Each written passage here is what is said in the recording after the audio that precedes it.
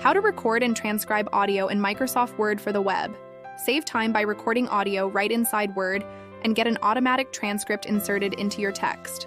To start, select Dictate, Transcribe.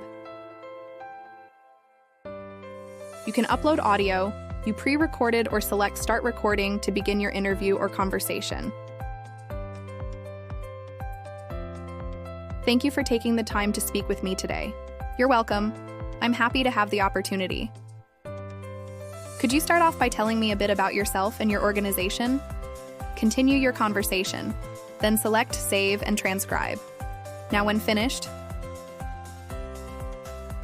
you'll see your transcript with different speakers automatically separated. Select the play button or a timestamp to hear your results.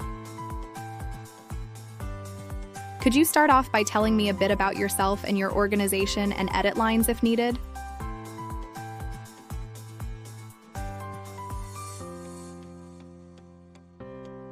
You can either add all to document or just a single quote by selecting the plus icon on any line of the transcript. Thank you for watching us.